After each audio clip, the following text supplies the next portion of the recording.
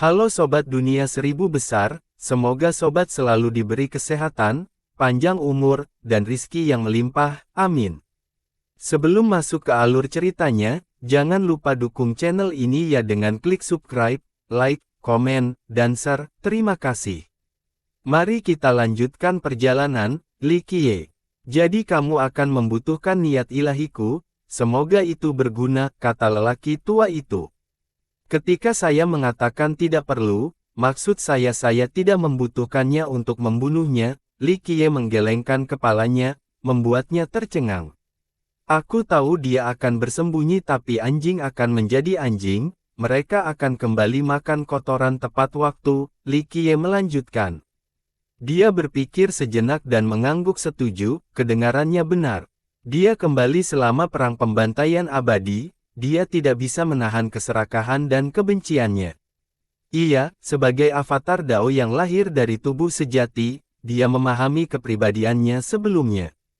Dan aku akan mengakhiri kekejian Sudo abadi ini, kata Li Qiye. Saya akan mengandalkan Anda, Sir, dia membungkuk untuk waktu yang lama, meskipun dia memiliki banyak harta, tidak ada yang benar-benar bisa mendapatkan minat Li Qiye. Teruslah melakukan apa yang kamu lakukan, tidak mudah menjadi hantu yang baik dan tempat ini membutuhkannya, mungkin itu akan menjadi surga yang kalian semua cari, kata Li Qiye. Saya akan mengingat ini, dia menarik napas dalam-dalam. Dengan itu selesai, Li Qiye berbalik untuk pergi, air melambai padanya dan berkata, Tuan, jika Anda melihat Jiao Heng itu, katakan padanya bahwa saya merindukannya. Apa yang membuatmu berpikir aku akan melihatnya? Li Qiye bertanya. Aku yakin itu akan terus menimbulkan masalah sampai mati, kamu akan melihatnya lagi, Water tertawa. Yang Anda butuhkan dalam hidup hanyalah satu teman baik, Li Qiye berkomentar dan berkata, pantas saja mengapa kamu setuju untuk dijual. Seseorang menunggu Li Qiye di pintu keluar pasar hantu utama. Bangsawan muda, Chu Zu menyapa, di belakang sini ada Six Style, and Law, Dragon Form, Disaster, dan Minisun Emperor, yang hilang adalah leluhur strategi di Enigma. Saya merasa terintimidasi sekarang, Li Qiye bercanda. Kami di sini untuk mengundang Anda kembali ke dinasti, bangsawan muda, Chu Zu tersenyum. Silakan kembali, leluhur tersembunyi, kaisar lainnya membungkuk. Aku tidak tahu berapa kali aku harus memberitahu kalian semua, aku bukan leluhur tersembunyimu, Li Qiye menggelengkan kepalanya. Mereka bertukar pandangan terlebih dahulu sebelum menatap Chu Zu, dalam pikiran mereka semua yakin bahwa dialah orangnya. Jika kamu bukan orangnya, aku tidak tahu di mana menemukan leluhur tersembunyi, kata Chu Zu. Apakah kamu pernah bertemu leluhur tersembunyi ini sebelumnya? Li Qiye tersenyum. Tidak, saya melakukan perjalanan ke lautan untuk mencari Dao, saya bertemu dengan seorang mentor yang memberitahu saya tentang leluhur tersembunyi, dia memberitahu kelompok itu semua yang dia tahu. Kamu juga tahu bagaimana aku mendapatkan loop ini, kata Li Qiye. Ya, bangsawan muda, aku ada di sana, namun, tidak ada yang bisa mendapatkannya kecuali kamu, dan itu dimaksudkan untuk leluhur tersembunyi, katanya. Saya kira ada logika dalam hal itu, nah, ada kegunaan lain untuk loop ini, kata Li Qiye. Buka Enigma Grotto, dia berkata tanpa berpikir. Itu salah satunya, kata Li Qiye. Saya tidak tahu efek lain, dia terkejut.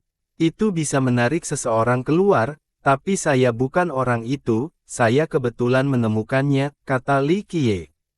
Kita sudah tahu ini, kan? Leluhur tersembunyi adalah jawabannya, kata Chu Zu. Nama aslinya bukan Enigma Loops, kata Li Qiye. Kamu sudah menyebutkan ini sebelumnya, Gehong, katanya. Apakah kamu tahu dari mana asalnya?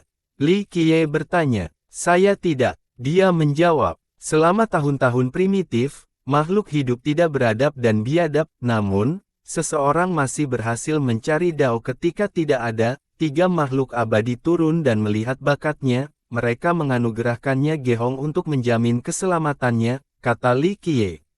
Semua orang mendengarkan dengan penuh perhatian dan menjadi emosional. Enigma Lux berasal dari 3 makhluk abadi. Mereka tahu betapa pentingnya artefak ini bagi dinasti mereka, namun, itu hanya akan muncul setelah kehancuran dinasti. Untuk proses pembangunan kembali, itu berfungsi sebagai kunci gua mistis. Gua harus memiliki banyak harta dan sumber daya. Mempercepat proses pembangunan kembali. Orang yang bertanggung jawab dikenal sebagai leluhur tersembunyi. Sayang sekali saya bukan anggota pendiri atau saya bisa bertemu dengannya, kata Chu Zu.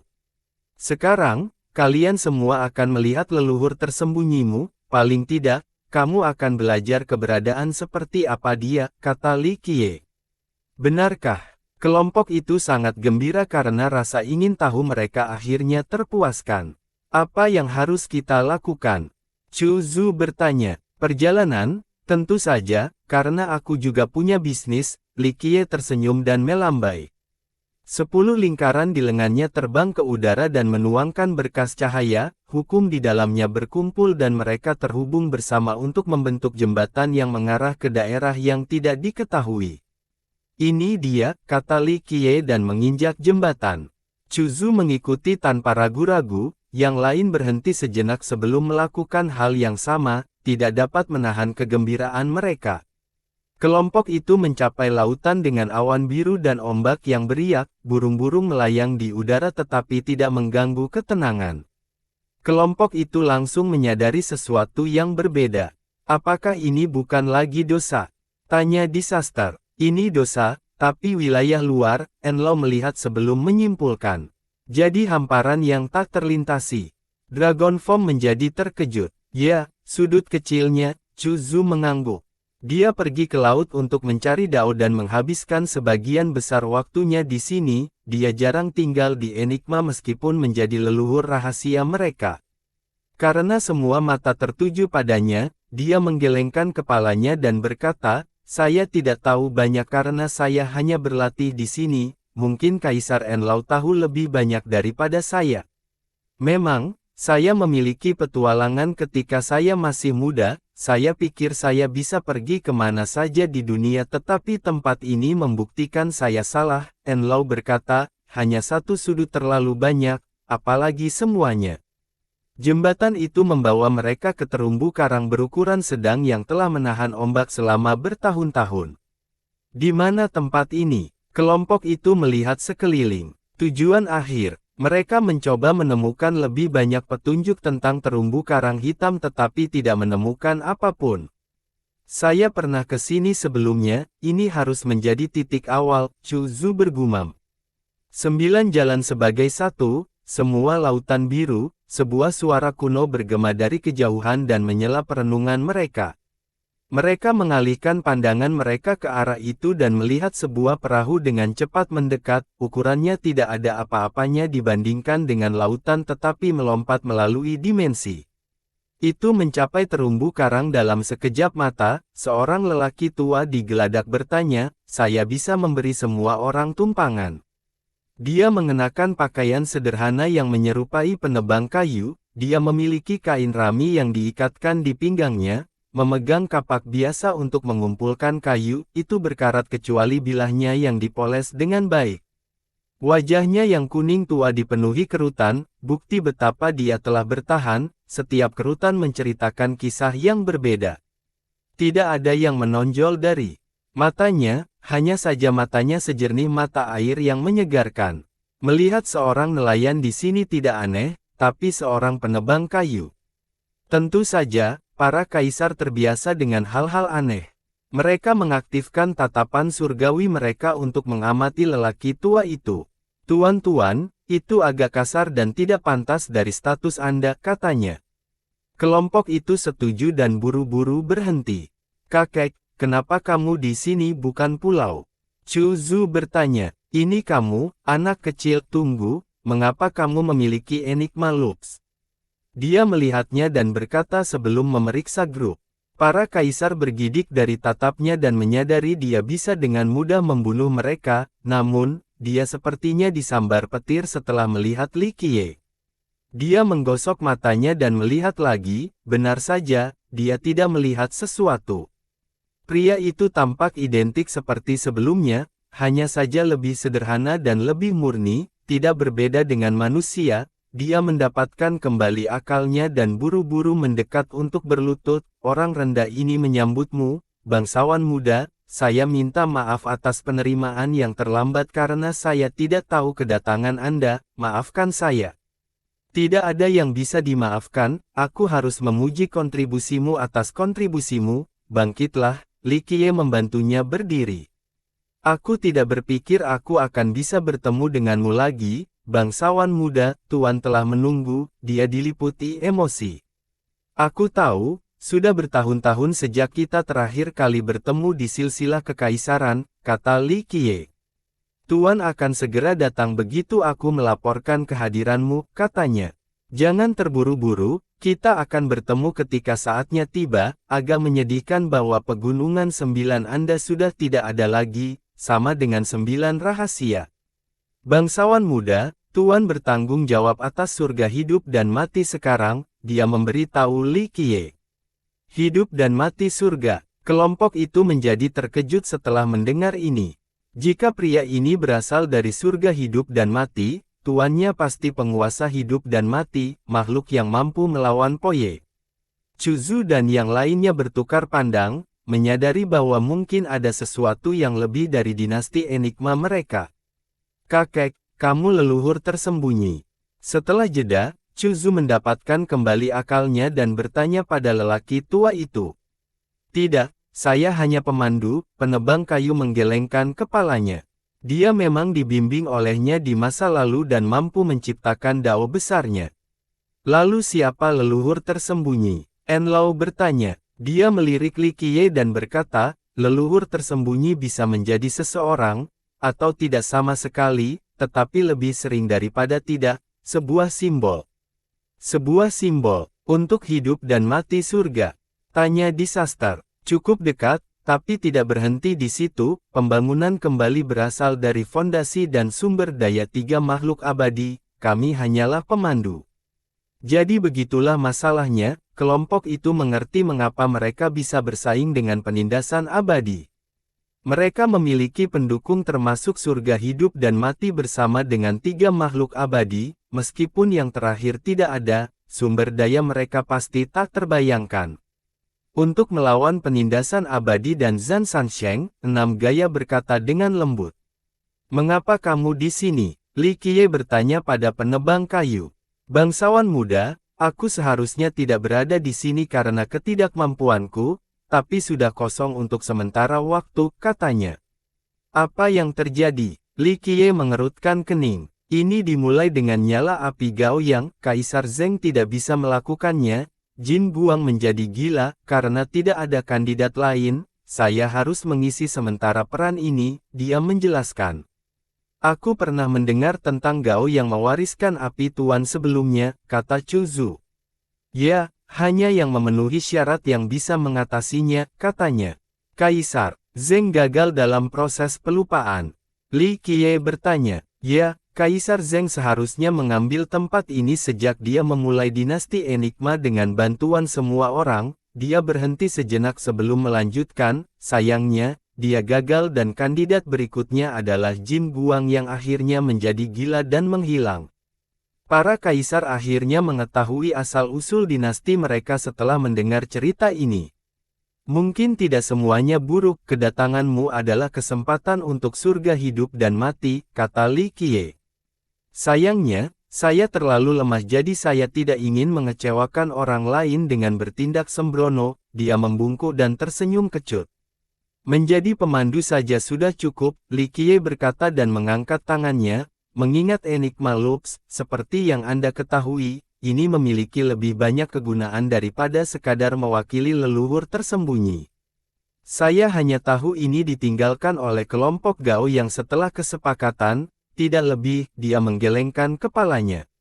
Gua adalah poin kunci, kata Li Qiye. Jika itu masalahnya, maka kamu adalah leluhur tersembunyi, bangsawan muda, kata pria itu. Yang lain bertukar pandangan lagi, mereka mengira leluhur tersembunyi hanyalah sosok simbolis dari dinasti mereka. Mengapa pria ini memiliki keyakinan yang sama dengan keliru? Memiliki lingkaran tidak berarti apa-apa, ini lebih tentang menunggu seseorang, kata Li Qiye. Ini adalah bagian dari rencana Gao Yang dan Zider Empress, kata pria itu. Benar, leluhur tersembunyi yang ditunggu-tunggu, kata Li Qiye. Kelompok itu hanya menjadi lebih bingung saat mendengarkan. Tapi gua itu nyata, kan? Chu Zu bertanya. Benar, tapi tidak akan seperti yang kamu pikirkan. Selain itu, hanya loop saja tidak cukup untuk masuk, kata pria itu. Apa persyaratan lainnya? Dragon Form bertanya. Yang ditunggu-tunggu atau seseorang yang cukup kuat, kata pria itu. Itulah mengapa saya berkunjung untuk mengakhiri ini, kata Li Qiye. Izinkan aku untuk memimpin, bangsawan muda, pria itu membungkuk. Li Qiye melompat ke atas perahu dan kelompok itu melakukan hal yang sama, penebang kayu meraung dan perahu itu melaju dengan kecepatan kilat. Dalam 1 detik, pemandangan bergeser dari lautan tak terbatas ke langit yang dipenuhi bintang, sesaat kemudian, itu menjadi lautan lagi. Perahu melakukan banyak lompatan spasial sebelum berhenti di sebuah pulau dengan tebing di depan, itu tampak seperti pintu melengkung yang mengarah ke pantai pribadi yang dikelilingi oleh pegunungan. Ini, orang tua itu menghentikan perahu. Ini Enigma Grotto. Chu Zu memejamkan mata untuk merasakan kekuatan di sini. Kaisar yang lebih lemah melihat sekeliling dan tidak memperhatikan apapun secara khusus. Ini pintu masuknya, bangsawan muda, saya belum pernah masuk ke dalam jadi saya tidak tahu situasinya, pria itu memberitahu Li Qiye. Li Qiye tersenyum dan menggunakan loop, mereka terhubung bersama untuk membentuk lingkaran, mengumpulkan semua sinar matahari, itu menerangi pintu melengkung dan menciptakan gerbang ilusi, air juga melonjak ke atas, mengisi garis besar yang terbuat dari cahaya dan menciptakan gerbang air. Berderit. Kedua gerbang bergabung dan segel usang akhirnya terbuka. Itu dia, pria itu bergumam setelah melihat gerbang yang sudah selesai. Gua Enigma, kelompok itu bertukar pandang, tidak mengharapkan ini. Mereka mengira tempat itu akan misterius selain memiliki banyak segel dan misteri, hukum Dao abadi dapat menghalangi jalan mereka, mencegah siapapun mendekat.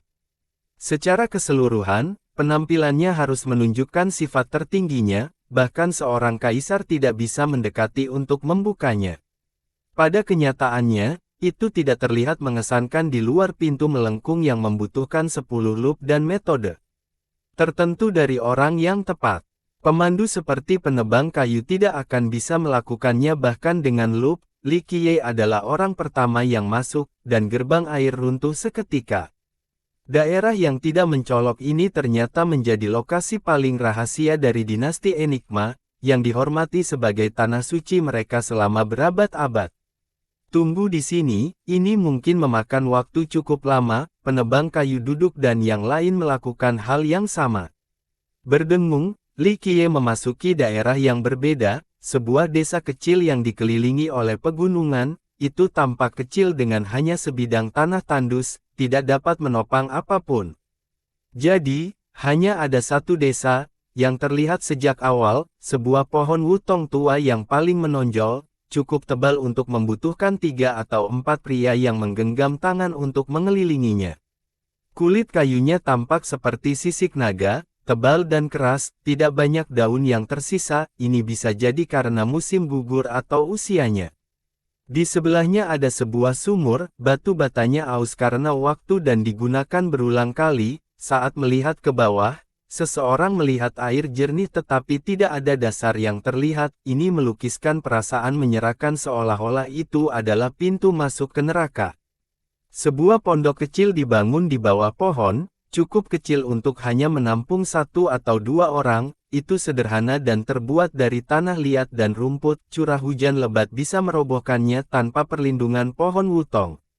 Sebuah batu kasar yang tidak dipoles duduk di depan pondok dan sekilas tampak seperti kodok, menurut cerita rakyat fana, memiliki batu ini akan mencegah nyanya dan hama mendekat. Selain itu, tungku dan landasan juga ada. Denting. Dentang, denting. Seseorang sibuk bekerja, seorang lelaki tua dengan rambut putih dan kerutan, waktu tidak baik baginya. Dia memukul balok besi yang panas merah berulang kali, tampaknya menempa alat pertanian, pisau pemotong kayu atau bajak. Seorang wanita tua merawat api dan menambahkan kayu bila perlu, dia tampak lemah dengan banyak gigi yang hilang, tangannya sangat tipis menyerupai kaki ayam. Keduanya tinggal di desa terpencil ini di gubuk mereka yang rusak, yang satu menyalakan api sementara yang lain menempa besi seolah-olah mereka adalah satu-satunya di dunia, keduanya sepenuhnya tenggelam dalam proses ini. Mereka tidak membutuhkan kata-kata dan memiliki pemahaman implisit, gerakan dan pernapasan mereka selaras dengan ritme dunia, tampaknya menggerakkannya. Oleh karena itu, setiap pengunjung akan merasa agak kesepian dan sentimental. Desa ini berada di senja, ujung jalan. Sayangnya, duo itu tidak akan berpikir demikian. Mereka menghabiskan waktu mereka bersama sampai mati. Mereka memiliki segalanya dan tidak membutuhkan apa-apa. Li Qiye mengamati pemandangan itu dengan senyum di wajahnya. Dia melirik pohon dan sumur bersama dengan batu seperti kodok. Keduanya tidak memperhatikan kedatangan Li Qiye, masih melanjutkan tugas mereka. Mungkin mereka tidak menempa alat pertanian melainkan artefak ilahi yang tiada taranya. Mendesis, besi itu ditempa dan dipadamkan dalam air, mengeluarkan suara mendesis, itu berbentuk pisau penotong. Pasangan tua itu akhirnya kembali ke kenyataan. Tamu terhormat, kami mohon maaf atas kurangnya penerimaan. Orang tua itu menyekat tangannya dengan kain yang awalnya diikatkan di lehernya. Dia tersenyum dan membungkuk pada Li Qiye. Sepertinya aku datang pada waktu yang tidak nyaman. Li Qiye tersenyum.